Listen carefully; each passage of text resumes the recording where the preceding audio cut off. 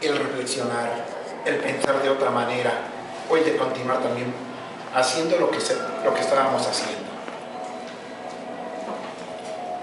Las estrategias para la enseñanza de la historia, una reflexión en el dejar ser y hacer educativo del docente, es algo que a mí me llamó la atención mucho dentro de mi práctica educativa en cuanto a la historia. ¿Por qué? Porque di la licenciatura de educación primaria y secundaria, sobre todo primaria, la materia de historia de la educación, y entonces pues ¿cómo la voy a dar yo? Y eso me empecé a reflexionar de qué manera, algo que los formara a ellos también y que didácticamente supieran cómo enseñarla dentro de las aulas en la primaria y en la secundaria. Algo que, bien.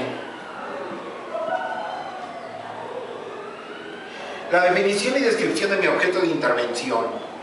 Siempre he pensado que en las aulas los maestros que imparten historia lo hacen en forma tradicional, lo cual consiste en una acción verbal o el subrayar los libros de texto, elaboración de un cuestionario para examen y que el alumno se prepare para realizarlo la siguiente clase. Esto, ¿cómo es como me doy cuenta yo de ello? Me doy cuenta porque pues yo fui jefe de sector en la Secretaría de Educación Pública, iba a visitar a mis maestros y cuando yo veía que estaban dando sus clases, eso es lo que hacían. Es decir, ser dadores de clase, verbalmente nada más. Por ahí hay un libro que dice, yo enseño, pero ¿aprenden los alumnos? No sé. Las preguntas de intervención para mí fueron, ¿qué estrategias aplicables en el proceso de enseñanza y aprendizaje de la historia son significativas? ¿Cómo voy a hacer que realmente la historia tenga un significado para mis alumnos? Otro es, ¿por qué es importante reflexionar en el proceso de aprendizaje de la historia? Y no más en la historia, sino que sería en todas las asignaturas. ¿Por qué debo yo reflexionar? ¿Por qué para mí como maestro de observación y práctica docente de la Normal Superior de PEP, tengo que estar reflexionando cómo es como estoy enseñando? ¿Cómo se construye el conocimiento en la práctica? Es decir, ¿cómo construyo? ¿De qué manera lo hago? Y luego, ¿cómo se logra una identidad histórica y la docencia reflexiva? Caray, aquí tiene mucho que ver porque nosotros como mismos los maestros tenemos una identidad histórica, conocemos nuestro pasado, nos sentimos verdaderamente mexicanos, tenemos conciencia de lo que somos nosotros. Hay veces que no, hay veces que lo damos con una lectura nada más, sin un análisis, sin un criterio, sin nada, sino la cosa es de que aprendes lo de memoria y listo. No es malo aprender biografías, no es malo aprender hechos, no es malo aprender las fechas, no, pero no nos vamos a quedar en eso nada más, porque nada más sería algo de memoria que no nos va a ayudar al más allá. Para este grupo que tuve, primeramente, inicialmente no era esto, yo quiero explicarle que hubo algunos cambios. Actualmente yo siempre trabajé en verano. Y en el curso de verano, ¿qué es lo que tenía? Pues de que venían maestros de toda la República. Y al venir los maestros de toda la República, eran 60, había grupos de 60 y era normal. Entonces yo les daba didáctica general en aquella época, tecnología educativa, etc. Y íbamos con el ansia de que íbamos a aprender, pero ellos iban a aprender también de ellos y ellos de nosotros en sí. Entonces ahora actualmente los chicos vienen de bachillerato, otra población. ¿Cómo llegan allá a la normal? Chicos que no entraron a la UNAM, chicos que no entraron al Poli, chicos que los mandan los papás porque quieren que sean maestros o porque sus padres son maestros. Entonces yo principié a hacerles una encuesta, ¿verdad? Primeramente, ¿qué carrera deseabas estudiar? Había 2: medicina, derecho, contador, de maestro 2, diseño 1, relaciones internacionales 3. ¿Por qué elegiste la carrera de maestro? Pues porque mis padres me mandaron, porque me gusta, porque un familiar es maestro, por no pasar el examen. Teníamos también especialidad en que quieres ser maestro en Historia 1, en Español 6, Matemáticas 3, Biología 1, total 11. ¿Qué te hizo querer estudiar como maestro, maestra? Pues porque me gusta 5, porque odio las matemáticas. Por ejemplo, en matemáticas, dices, la odié tanto que quiero que los muchachos no odien las matemáticas. ¿Por qué no saber qué estudié? Por no saber por estudiar algo en sí, pero no porque amaran ser maestro. ¿Sabías que un maestro no deja de estudiar durante su vida laboral? Chispas se quedaron así como que, ¿cómo? Sí, sí, 3, no, 6, pues saben que ya tengo mi título y ya. No, papacita, apenas inicias cuando lo tengas, bueno, si te titulas, pero cuando termina la carrera, medio lo sabía uno, es una mentira eso de que siguen estudiando, una. ¿Por qué me dijo desde chico que me dijo que esta última respuesta? Me dice, no, dice, yo tenía un maestro que decía, yo estudié en la UNAM Artes, ¿qué estadística? Y dice, y ahora aquí pues doy español, dice, así es que no se necesita ser maestro, aquí estoy porque tengo que comer. Híjole. Para ti, ¿qué es ser maestro? Es un apostolado 3, una profesión 5, una ocupación 2, para ganar un salario y vivir 1. ¿Cómo te sientes al estar estudiando como maestro? Bien, 5, mal, 1, regular, 4, no lo sé, 1. ¿Añoras estudiar lo que querías? Pues bien, así 5, mal, no, regular 4, no lo sé, 1. ¿Te gusta el trato que te dan los maestros de la Escuela Normal Superior B? Sí, salió todos, porque se trata de que nosotros vamos a tratar al alumno como una persona que tiene defectos, que tiene cualidades, pero siempre con el respeto y el cariño y mostrándoles qué cosa es el profesor. Para ello entonces yo dije, no, pues yo tengo que buscar estrategias. ¿Cómo les voy a hacer sentir lo que es ser maestro? Les decía, hagan de cuenta, ser maestro es como la sangre que llevamos en las venas, el oxígeno que nos entra, así quiero que sientan el magisterio. Aquí no va a haber que porque el tiempo, que porque lo económico, que no. Tenemos que amar, estar enamorados de lo que hacemos. Entonces vimos primeramente al maestro con cariño. Les digo, al maestro con cariño, y les dije, ¿esto es lo que quieren? No. Al maestro con cariño, y les dije, ¿ya vieron cómo se portaron con los muchachos? ¿Ya saben cómo son los adolescentes? Acuérdense lo que hicieron. Les decía, aquí se paga todo lo que hicieron. Y me dicen, sí, dice, como mi maestra de las 5 M's. ¿Cuál es su maestra de las 5 M's? Mi maestra mide medio metro. Le digo, ¿cómo? No, son tremendos. Aquí van a ver desde una cualidad de ustedes. Si estamos diciendo en el discurso ya viene el maestro del ahí viene, etcétera. Pero hay que amar a las adolescentes, hay que entregarnos, hay que hacerlo así. Para ello, en un día en pizarrón les puse, semana tras semana transcurre mi edad primera, mejor ni hablar de la escuela, la odié con todas mis ganas. Del libro hasta la campana, del lápiz al pizarrón, del banco hasta el profesor, y empecé a amar la guitarra en donde sentía una fama. Allí aprendo una canción de Violeta Parra. Entonces no nomás es gracias a la vida, sino que sus padres fueron maestros y odiaba la escuela en sí. ¿Quieren ser un maestro odiado? ¿Quieren ser un maestro que no lo quieran? ¿O quieren que al contrario digan todos, así como mi querido maestro Farfán, que yo quisiera ser como él en sí? Y del otro lado, el día más importante que recuerdo en toda mi vida es el día que conocí a mi maestra, Ana Masfield Sullivan.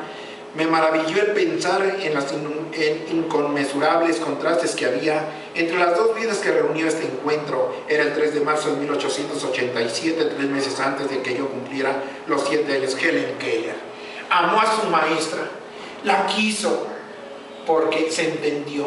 Alguien quien la comprendió, alguien quien le guió un camino, alguien que dio su vida por los alumnos. Yo les decía a los chicos, ¿están enamorados? A ver, ¿alguien de ustedes me dice que están enamorados? Algunos me decían, ¿y ahora qué quieren? ¿Por qué? ¿Por qué me pregunta eso? No, nadie ha querido un muchacho, nadie ha querido una muchacha. Miren, por ejemplo, una muchacha es bella, hermosa, esos ojos, esa boca, ese cabello, ese porte, ese cuerpo. Del muchacho, bueno, pues ya me acuerdo diciendo ahí, que sea un caballero, que sea inteligente, que tenga buenas pompis, me dijeron que los zapatos están dados de grasa. Yo me reía y decía, chispas, y en mi época yo le decía a mi esposa, ¿dónde llegas a las tortillas para caer? Y así, ¿verdad? Pero ahora son otras cosas, a lo mejor a la mujer es quien se te dice te quiero. Caray, antes se vería no sé cómo, pero las cosas cambian. ¿Cómo debe ser enseñada, aprendida y enseñada la historia? ¿De qué manera? ¿Cómo voy a hacer que realmente amen, que realmente sientan que es? Cuando yo veo el Tlahtoli, cuando veo todo esto que es hermosísimo, que tenemos nosotros un México que ahorita está en la violencia, que no hay respeto en las familias, que no hay respeto de los hijos. Y algo que me llamó del Huehuetlactoli y de un libro que nos hicieron llegar de aquí de la Norma Superior, que del Huehuetlactoli se habla del Coyotl, que es el corazón, visión del corazón hacia dónde ven, de que decía, los aztecas veían en los niños, eran como el agua. El agua, me llamó la atención esto, porque como pedagogo, en pedagogía, el agua toma la forma de donde nosotros la vaciamos. Si es un vaso, ahí. Si es un carro, ahí. Si es una jícara, ahí.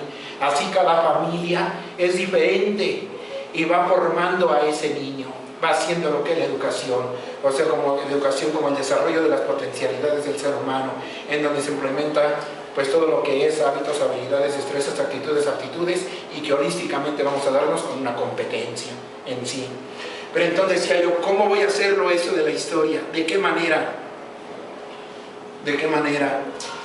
Los maestros recitando las clases, dándolas así nada más, o haciendo que los niños pregunten, ¿cómo? ¿De qué manera? Y fue entonces cuando principié yo a decir, no, nos hablan de las vacas sagradas, perdón que diga así, señor, pedagogía, no sé cómo, bueno, convenio, quien sea. Tenemos nosotros a Piaget, tenemos nosotros a Vygotsky, tenemos nosotros a oigan, y de aquí de México, bueno, tuvimos a Carrillo, tuvimos a Torres Quintero, sí, pero actualmente alguien que dé, como que nosotros, nuestra práctica docente, lo que estamos haciendo, ¿por qué no lo socializamos? Y muchas veces un maestro que sabe algún nuevo método, lo hacemos al contrario a un lado, en lugar de apoyarlo y decir, vamos a aprender de ti. Cuando tuve la oportunidad de estar en Japón, allá agarraban y decían al maestro que estaba dando la clase que fuera de historia, matemáticas, de lo que fuese, usted de su práctica va a ser un libro. Cuando tenga 5 libros tiene oportunidad de ser director de una primaria o de una secundaria. Y yo veía cómo traían sus libros y todos los maestros con qué respeto decían, no, esto es importantísimo. Aquí, de esto, en enero, ya, gracias a Dios, ya va a salir un libro. Y el libro que vamos a sacar de las estrategias, que va a ser para todas las asignaturas en sí, a lo mejor se los digo en la normal, aquí tienen que decir esto, ¿tú? ¿De dónde lo copiaste? Porque a veces nos sentimos lastimados, no podemos ayudar al compañero, sino únicamente lo que yo sé, desgraciadamente. Entonces, principié a ver estas estrategias, bueno, ¿por qué no hacemos los guiones didácticos? Los guiones didácticos que tienen la representación, el título, un objetivo, una breve introducción, y luego viene todo perfectamente diseñado para que el alumno es su guía. Aquí, por ejemplo, hablábamos nosotros sobre el concepto náhuatl de la educación y su concepto en la actualidad. ¿Cómo era la educación? Entonces aquí en la cultura náhuatl, ¿cómo es? En la cultura, en el México posmoderno, ¿cómo es? Y les fui aquí colocando desde el concepto de educación para náhuatl y posmoderno, los tipos de escuela, cómo eran los maestros, y así, todo. Teníamos lo que vivimos, pero ahora yo quiero que ustedes a la hora de leer me digan cómo era en aquella época, qué podemos retomar de ahí, cómo nos podemos fortalecer. Y para ello les hice eso, donde decía fortalezas de la educación náhuatl que harían mejor a la educación posmoderna del México actual. Yo quiero que caigas en algo, qué es lo que podemos retener de allá, qué podemos complementar con lo que tenemos actualmente. Estas son algunas lecturas, conseguir videos, conseguir libros, y esta es mi planeación. Primeramente yo a la hora de planificar parto de los antecedentes y observación diagnóstica. ¿Qué materias han cursado del mapa curricular? ¿Qué se tienen? ¿Cuáles son las competencias que van a permear mi materia en sí? El bloque, los temas, el propósito, y luego una pregunta detonadora. La educación náhuatl tenía bases educativas que pueden aplicarse actualmente en nuestras escuelas, en las cuales se continúa con la educación de nuestros alumnos y se refleje en una sociedad cambiante del siglo XXI. Se utilizarán guiones didácticos. Aquí vienen ya las actividades, la secuencia didáctica, cómo va a ser mi evaluación, la eficiencia en el desarrollo del guión, los productos, la puesta en común. No es la ortografía, no es una prueba. Que tienen que saber dentro de una competencia está lo conceptual, que está también lo procesual y que está también lo actitudinal, excelente. Pero no vamos a quedarnos en lo primero. Que tienen que saber, sí, la memoria es importante, sí, es parte del aprendizaje.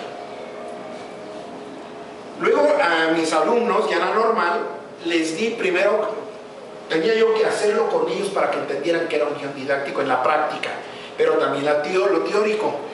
¿Qué elementos didácticos tiene un guión didáctico? Su finalidad, sus particularidades, su estructura, la realización didáctica, cómo es como se realiza, otros aspectos importantes que debe tomar en cuenta el maestro, cómo se va a hacer la evaluación, qué es lo que vamos a evaluar, cómo evaluamos, qué sugerencias prácticas al inicio del curso, y pues suerte que les doy a los maestros que van a ocupar esto, pero también anexo al alumno, porque explicarle no nada más se trata de que ya te traigo esto, sí, vamos a trabajar con un nuevo sistema, una nueva manera, una nueva forma, para tal motivo va leyendo todo esto, cómo debe hacerlo, cómo lo va a realizar, a quién lo va a entregar, o sea, hay todo un proceso que se le da al alumno. Igualmente al padre de familia, porque el padre de familia, si el maestro no está dando el dictador de clases, pues entonces ¿para qué está el maestro?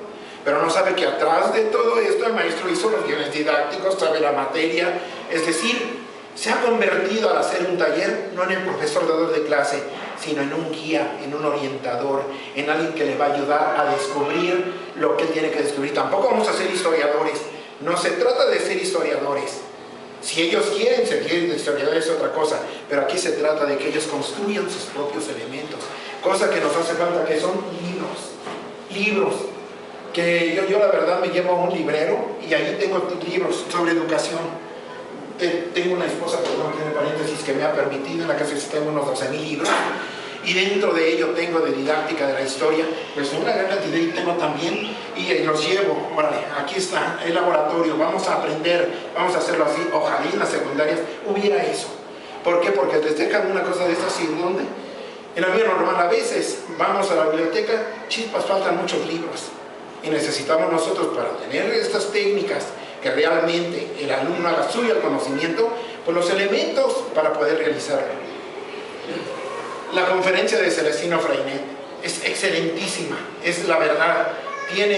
Hace 100 años se vino con la escuela nueva, una revolución copérnica dentro de la educación, en que se dice, el centro es el alumno, alrededor gira maestro, planes, programas, libros, bancas, escuelas, todo gira alrededor. Cosa que pues se dice muy bonito, pero la mera verdad, ¿cómo? Aquí un día me dio mucha risa, porque siendo que del sector me llegó un día un niño, maestro, dice que está cayendo cecina. ¿Dónde está cayendo el cielo? Y le digo, pues dime dónde para llevarlo a mi casa, ¿no? Era la ceniza del Popocatépetl. Le digo, no es cecina, es la ceniza, le digo. Es que mire cómo está cayendo esto, y ve usted cómo el coche del maestro fulano está lleno de ceniza. Hablé con la maestra de 4º grado, le digo, ¿sabe qué? Vamos a hacer Celestino Freinet. Le di toda la técnica, y que ahí todavía con los padres de familia hicieron toda una investigación. Presentaron, hágale cuenta, como un maestro en pequeño. Hizo su volcán, le ayudó a la maestra a hacerlo con bromuro de potasio, etcétera, todo en sí. Entonces se presentó el chiquillo, yo le decía, ¿quieres que sea tu mamá o no? Sí, porque ella me da confianza, está bien que sea tu mamá. Investigaba, analizaba, resumía, daba su clase.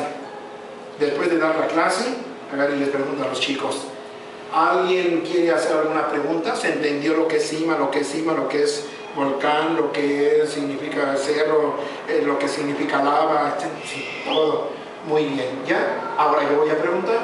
A ver, maestro, ¿me puedes decir que es un volcán? A ver, tú chiquillo, dime qué es. Ah, caray, no nada más. A ver, ¿qué me dices? Como que no entendí ahí bien. Entonces, y después ya de ello, a cada chico viene lo que es la ecoevaluación, la heteroevaluación y la autoevaluación. Cuando hablamos nosotros de la ecoevaluación, iba cada chico diciendo, preguntando, ¿cuánto le pondrías? Le pongo un 10, ¿por qué? Porque lo hizo excelente, estuvo muy bien todo. ¿Tú cuánto? 7, ¿por qué? Porque me cae mal. No, aquí no estamos para que te caiga mal, aquí quiero que me digas por qué no. Bueno, le pondré un 9, pero es que colocó chueco el material, no le escuché, etc. Y así todos iban dando. Pues luego le decía, a ver, ahora tú dime, ¿qué es lo que te pondrías tú después de haber hecho esto? Pues me pondría un 9, la verdad fue de que hablé lento, no se escuchó muy quedo más bien, y como que me fui muy rápido, pero ahorita me estoy yendo rápido por el tiempo, muy rápido. Y ya entonces ya el maestro venía a la evaluación, maestro, ahora usted ¿qué le da? Yo era directora y yo les iba guiando en eso.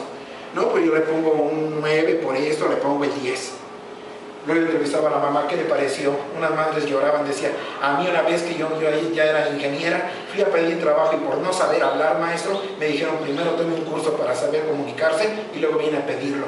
Y aquí con esto, el chico habla, el chico investiga, es decir, centrado en el chico. Si quieres pasarle por favor, más adelante, más, aquí viene que la conferencia más. ¿Qué le permite al niño adquirir seguridad en sí mismo, tener iniciativa para buscar información, aprender a expresarse ante un público, desarrollar la habilidad para sintetizar información, usar el lenguaje oral y consolidar la coherencia en la exposición de ideas, desarrollar la capacidad para argumentar, hacer uso de los conocimientos previos para la comprensión del fenómeno investigado, conocer el medio natural y social, desarrollar el interés por la investigación, enriquecer el vocabulario por la diversidad de temas que se abordan, desarrollar la capacidad de escuchar, lo que permite tener un criterio ante diferentes explicaciones sobre un mismo asunto o fenómeno, favorecer el planteamiento de preguntas propias. Desarrolla la capacidad de emitir juicios de valor respecto del trabajo propio y de los compañeros de acuerdo a las posibilidades de cada uno. Tiene el uso de la expresión escrita y que el niño escribe en el cuaderno lo que entendió de la conferencia. Incrementa el interés por aprender. Al padre de familia acercarse a la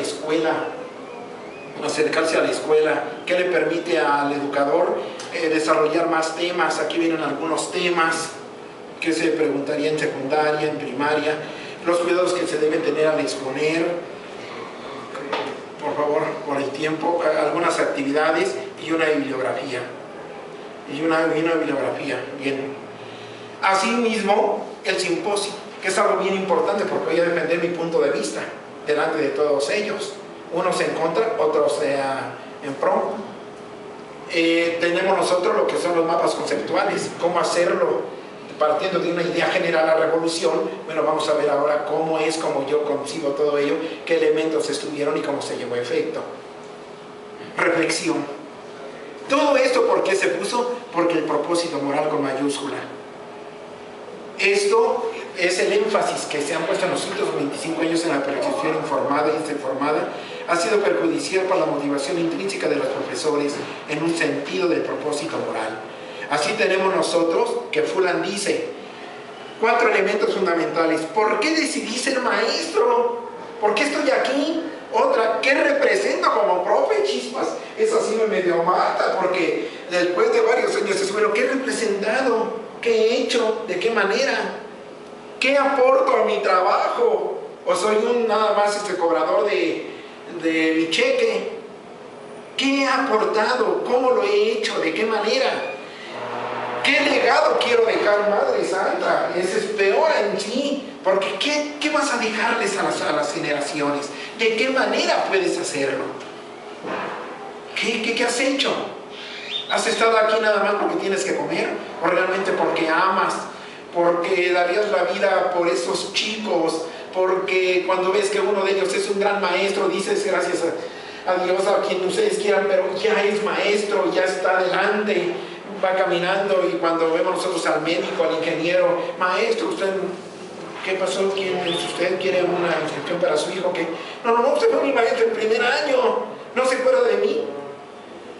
Ay, ese granito de arena, porque en primaria fui maestro de primero y segundo, en secundaria ya hasta de historia con el Testilo Gonzalo Blacayer, me acuerdo, en Chiapas, hace muchos años en Chiapas, ahí vi con ese libro que me llamó la atención, los mayas. Dije, bueno, ¿de dónde vi? ¿Qué pasó con ellos? Esto es una incógnita.